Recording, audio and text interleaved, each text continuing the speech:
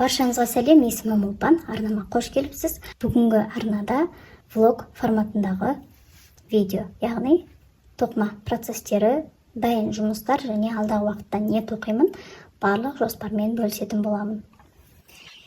Ең алдымен сіздерге осы екі дайын болған дорба сөмкесін көрсетемін, яғни 90% дайын. Және де бұл сөмкенің мына тұсындағы белбеуін, яғни цепті орнататын тұсына да мән бере келіп тұр. Себебі бұл тұста ұсталынса, әсіресе мына үлгідегі сөмкеге мына тұсына тақсам, осылай созылып кетеді екен. Сол себепті мен мүмкін осы екі тұсынан дәл осы жіппен ілгіш сияқты тоқып, мүмкін сол тұсына ілетін шығармын цепті, және де оны да жасап жатсам алдағы уақытта бөлісетін боламын. Және де бұл сөмкелерге арнап ендігі мен дорбаша тіккен болатынмын. Енді әлі осындай түктелмеген кейіпте көрсеткеніме кешірім сұраймын. Бізде бүгін светті өшіріп тастағаннан кейін амалдың жоғынан үтіктей алмаймын. Сол ширек сумкаға арналған дорбашасы, ал мынау үлкенірегіне арналған дорбаша. Бұл жерде жаңағы байланатын тұста қарапайым бір ғана осындай жолмен тұрады. Жиырылғанда жай ғана осылай жиырылған көріністе болады. Мынау сияқты төбесінде осындай валаны жоқ. Енді дәл осы сөмкені тоқып біткеннен кейін менде белгілі себептермен ешқандай сабақ түсіруге мүмкіндік болмады. Енді қолға алып жатырмын, және дорбаны да өзім эксперимент түрінде бірнеше нұсқада тоқып көріп жатырмын. Және алдағы уақытта бөлісемін, қалай тігеміз және қандай өлшем аламыз. Келесі кезекте осы бөтелкеге арналған сөмке болатын. Бұл жерде қарасаңыздар, мен әлі жібін жасырған жоқпын, яғни әлі қолданған жоқпын. Себебі менде ендігі басқа түстен бөтелкеге арналған сөмкем бар. Ал бұл менде шеберлік сабақ үшін түсірілген болатын, және алдағы уақытта да әрине киімме түсі үйлесе қолданамын деген ой болған, бірақ әлі де қолданған жоқпын. Және осы сабақтың астына соңғы жағы қатып қалғанын жаңағы комментарий келді. Сол себепті де бұл сабақты қазір мен қайтадан түсіремін деген ойдамын. Яғни қайтадан дегенде сол қатып қалған тұсын тағы да түсіріп, жаңартып сабағын салатын боламын.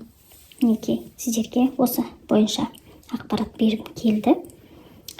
Дайын жұмыстардың бірі болғаннан кейін бөлісіп қоюым керек, және де сондай комментарий келген соң алдағы уақытта өзгеріс болатынын да айтып өтіп кетуді жөн көрдім. Осы кезекте осындай мотивтармен тоқылып жатқан жилет.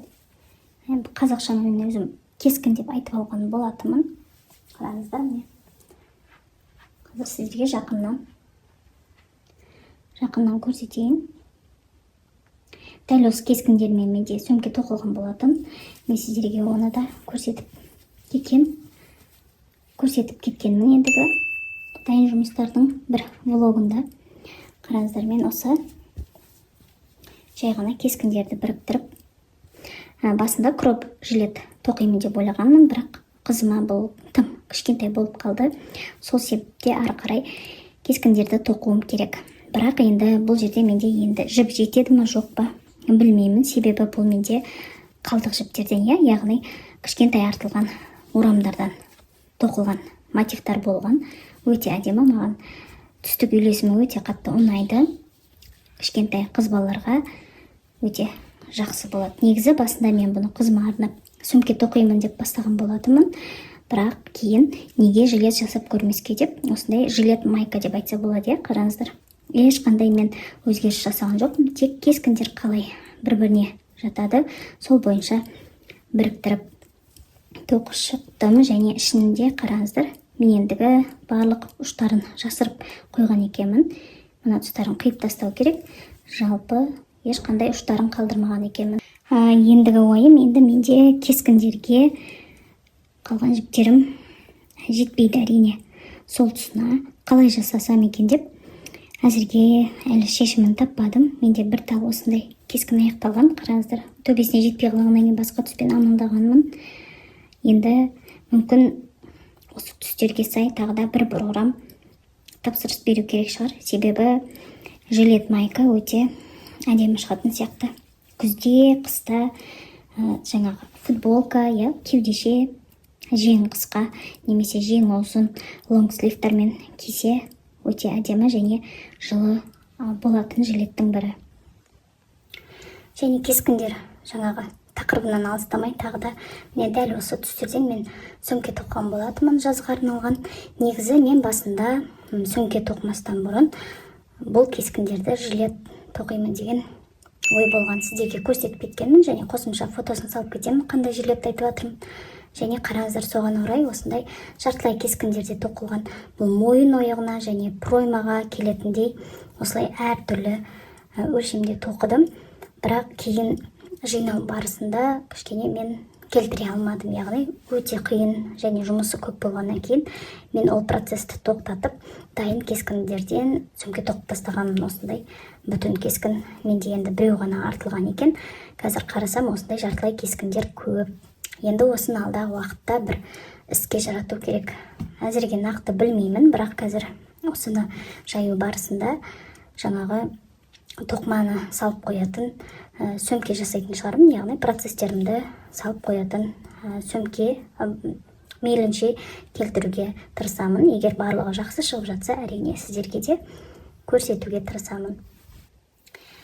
Және тағы да бір дәл жаңағы кескін, яғни сол әдіспен тоқылған тек бір түсте ғана. Міне қараңыздар, осындай өте әдемі түстердің бірі кескін тоқылған. Мен бұны бір 2 жыл бұрын, қателеспесем, авоська тоқимын деп жаңағы бастаған болатымын. Фотосын тауып жатсам, қандай сөмке, яғни авоськаны айтып жатқанымды көрсетем. Авоська емес, енді ол шопер деп айтуға дұрыс келетін шығар. Шопер, сөмке деп айтса, қателеспеймін. Дәл осы жаңағы бір техникамен тоқылған, яғни алдыңғы көрген майка жилет көрсетілген кескін түрлі түсті және жаңа сөмке тоқыдым деген қоңыр жасыл түсті кескіндердің барлығы осы бір техникамен тоқылған. Қараңыздар, барлығы бір техникамен тоқылған, бірақ түстері әртүрлі болғаннан кейін ерекшелігі, яғни өзгешеліктері бар. Егер сіздерге осындай кескінді тоқып үйренгілеріңіз келсе, комментарий қалдырсаңыздар, мен сіздерге сабағын түсіріп кетуге тырысамын. Мінекей, менде енді бұны мен кішігірім сөмке жасайтын шығармын. Мүмкін көремін енді. Жай ғана мүмкін телефон салғанға ма, осы кескіндер жеткенге дейін жасаймын. Бұл менде бір орам жіптен тоқылған, қателеспесем, Alize Cotton Gold бір орам жібінен осындай жаңағы кескіндер шықты. Қанша екенін әлі санаған жоқпын, бірақ барлығы кететіндей бір сөмке жасауға тырысамын. Және жаңағы дәл кескіндер тоқылған артылған жіптерден осындай круассан тоқып көрген екенмін. Қателеспесем, сол жіп болмаса, Gazal Baby Cotton XL жібі де болуы мүмкін, себебі сол түс болған менде. Енді ол жағы маңызды емес, бірақ қараңыздар, мен круассан тігіп бастаған екенмін. Міне, бұның ішіне жаңағы сым темір өткізіп, осылай круассанның формасын алып келу керек, бірақ маған көрінісі ұнамаған болғаннан кейін бұны тоқмай қалдырып кеткен болатынмын.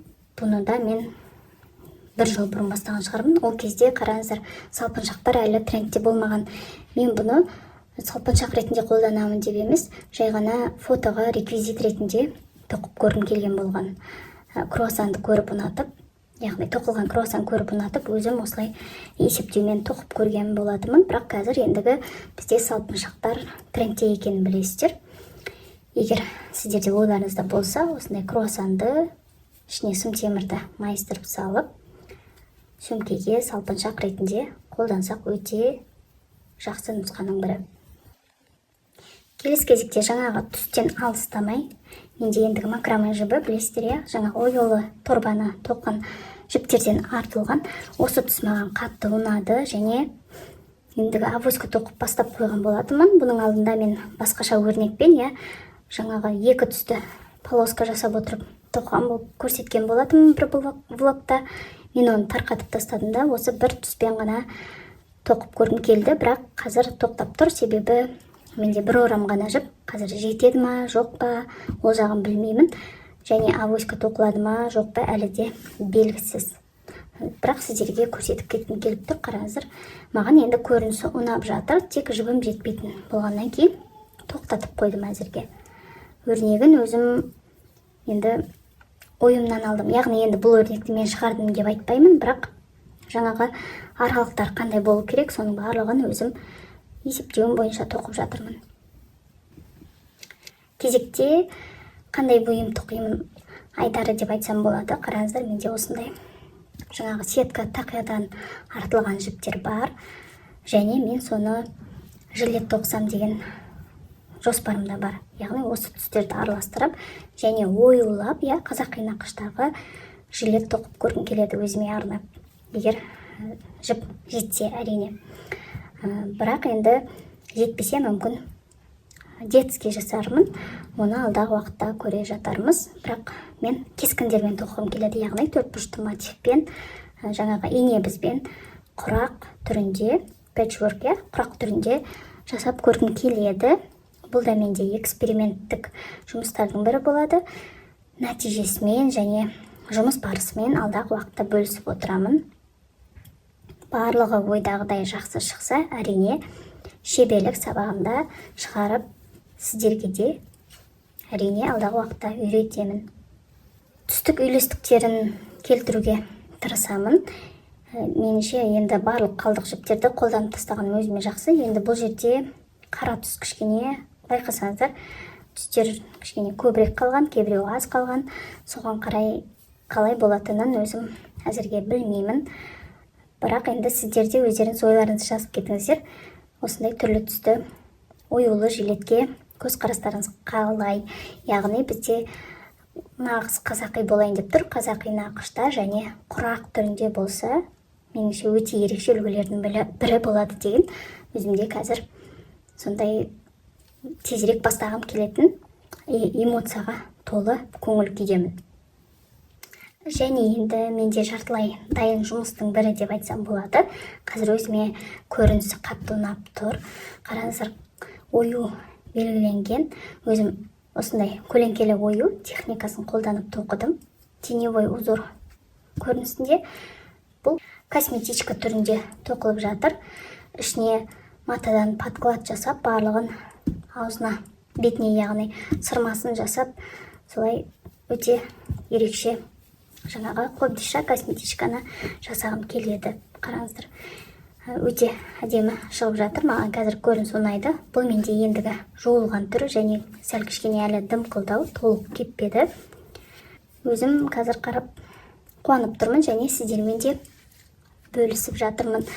Енді мүмкін алдағы уақытта бұл оюдың жиегін мен сәл кішкене басқа түспен, кішкене контраст болу үшін және ою қаттырақ көріну үшін шетін жиегін басқа түсті жіппен жүргізіп шығатын шығармын. Оның барлығын дайын болған кезде әрине көрсетемін.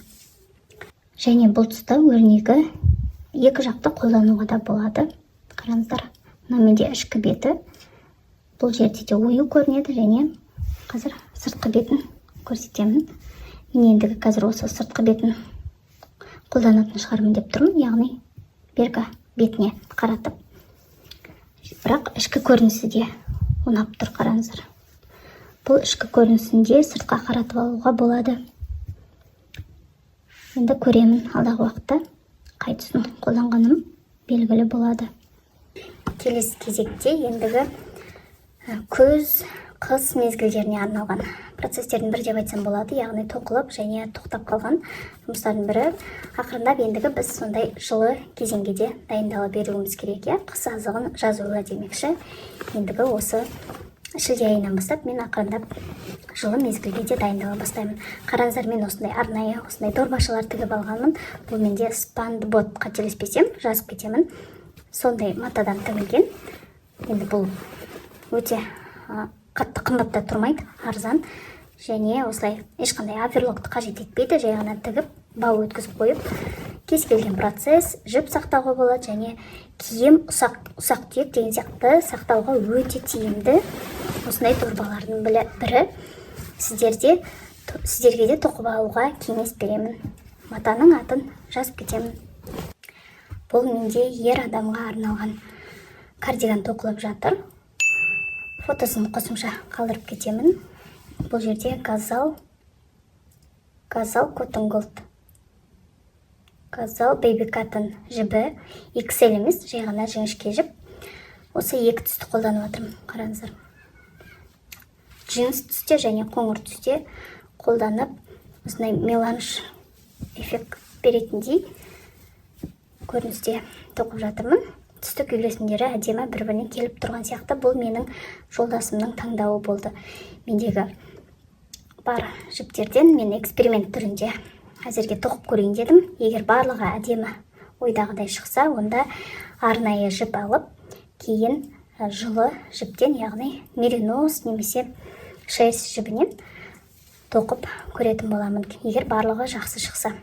Қоңыр жіп енді менде тарқатылған, себебі бұл бір кардиган тоқылып, одан кейін тарқатқан болатынмын, киілмей тұрғаннан кейін. Ал бұл джинс жібінен ештеңке тоқып киілген жоқ, жай ғана тоқып, тарқатып, тоқып көріп тарқатып, солай бірнеше қолданыстан көрген жіптердің бірі. Сол себепті эксперимент кардиганға жіберуге ешқандай өкініш болмайды. Кейін бұны егер барлығы дұрыс шықпай қалса, үйге киіп тастаса да өте жақсы киімнің бірі. Міне осындай сіздерге процесстердің бірі күзге арналған, қысқа арналған, қыс мезгіліне арналған кардиган тоқуды жалғастырамын. Және кезекті тағы да қыс мезгіліне, яғни салқын күндеріне арналған процесстердің бірі, яғни бастаймын деген осы шілде айында. Менде енді осындай қараңыздар дорбаша бар. Бұл менде бір бұйымнан қалған чехолдың бірі.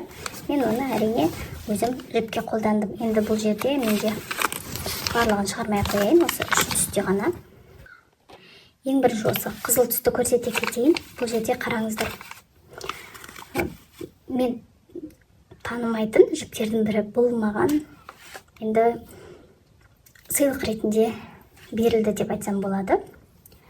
Және сіздерге де көрсетіп кетейін дедім. Мүмкін сіздер тоқып көрген боларсыздар.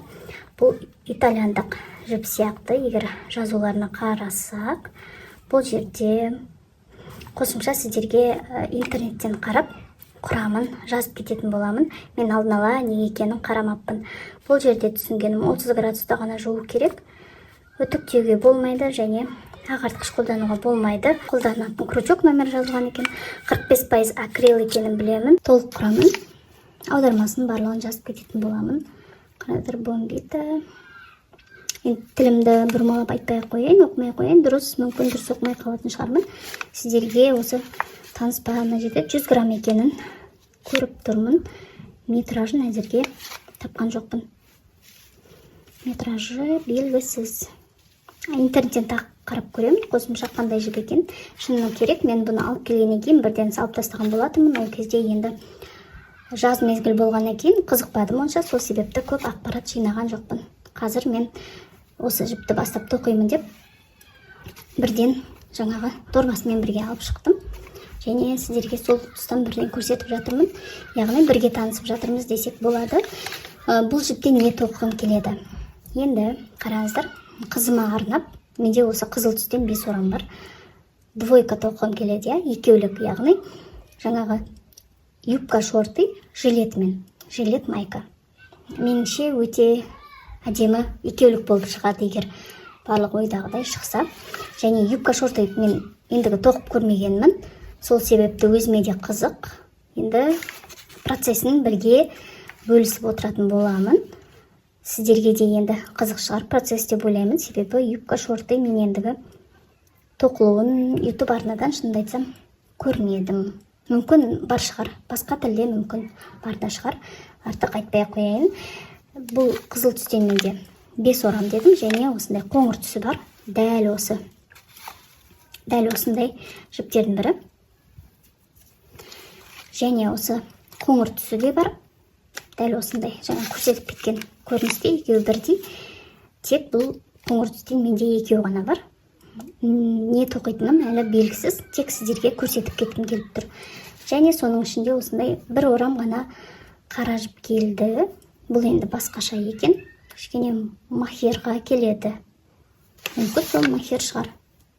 Себебі құрылымы ұқсайды махер немесе ангора этикеткасы болған жоқ. Бұл жіптен дегенді білмеймін.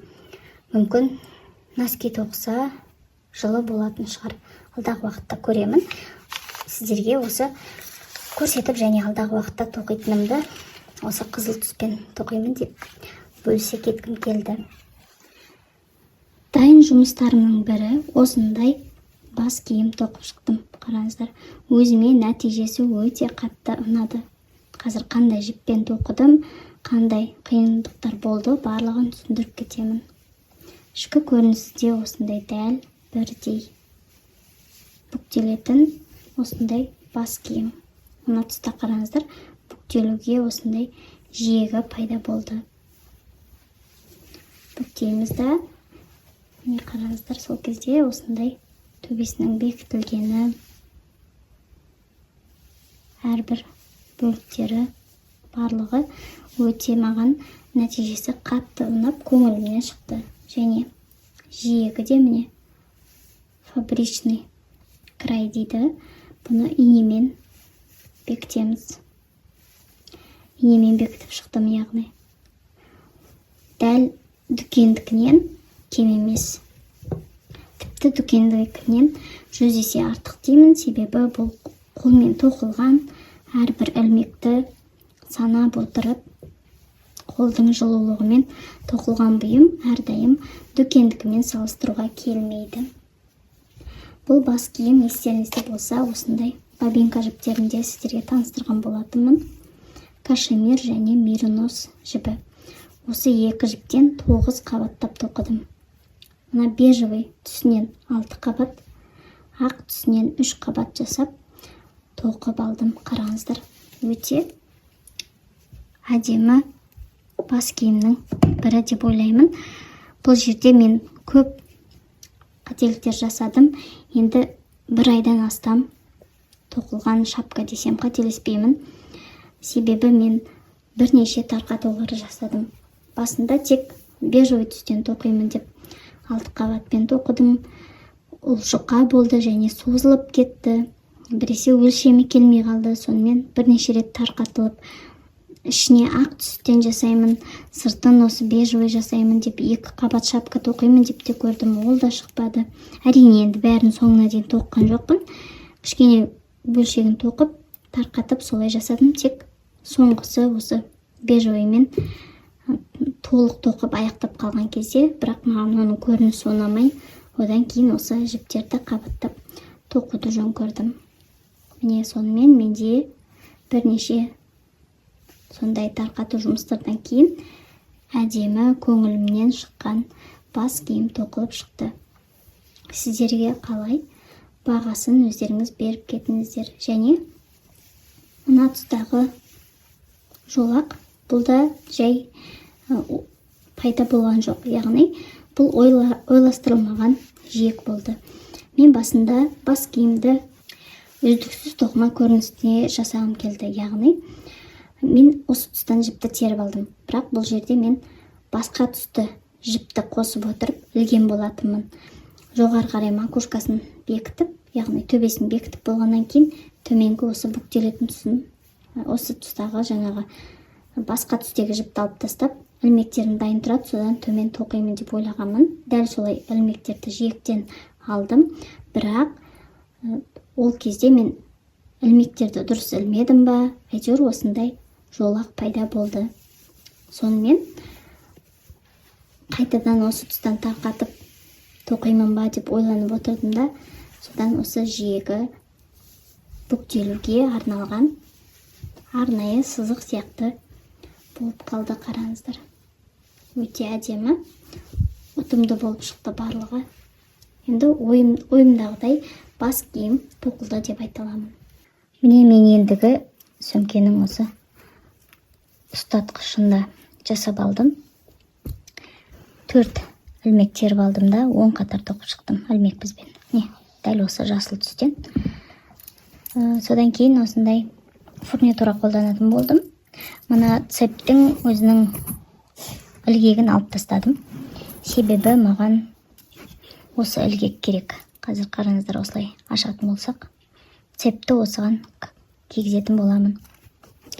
міне осымен менде бұл сөмке де аяқталып қалды, және дорбасын тігетін боламын. Ішіне кигізіп айналдыра дорбаны тігіп шығамын. Оны кейін сөмкенің ішіне дорба тігу және дорбаның өзін қалай тігеміз, сол сабақтарда кейін түсінікті болады. Міне косметичканың оюының жиегін осылай ілмек біздің көмегімен жүргізіп шықтым. Сары түсте. Өте әдемі және оюы нақты көрініп тұр. Ішін толтырамын ба жоқ па, оны алдағы уақытта көремін. Мүмкін осы күйінде қалдырамын. Осымен косметичка сырты дайын. Енді ішіне матаны крой жасап дайындап қою керек. Одан кейін ендігі біріктіріп тіге бастаймын. Міне ішкі бетін көрсетейін.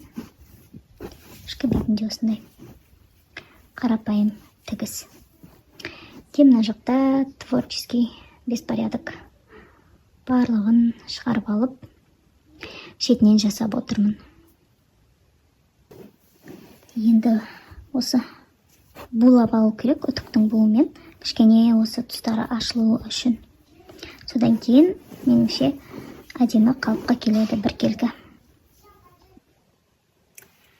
Бүгінге сіздермен бөліскім келген ақпаратым осымен аяқталды. Енді осы влогтың ішіне тігінді де қосамын деген ой болған. Бірақ енді бұл видео тым ұзарып кетсе, онда тігінді келесі жеке влог ретінде түсіретін боламын. Тігінге байланысты сіздерде тігінге қызығушылық бар ма, соны да қосымша комментарияда жазып кетсеңіздер. Сондай тігін ретінде влог түсірсем, сіздерді қызықтырады ма? Маған сол маңызды болып тұр. Бірақ енді қазір тігін бойынша маталарымды алған кезде біраз жиналып қалғанын көрдім. Сол себепті оны арнайы жеке тігінге арнап влог түсіру керек екенін де түсіндім. Бірақ енді мүмкін осы влогтың ортасына да тігін бойынша қосқан шығармын. Оны енді қосқан болсам көріп кеттіңіздер. Болмаса тек осы тоқымаға арналған влогым. Тоқымаға арналған влог аяқталды. Келесі осындай влог видеоларда немесе шеберлік сабақтарда кездескенше сау болыңыз. Назарыңызға рахмет. Сіздермен болған мен Ұлпан.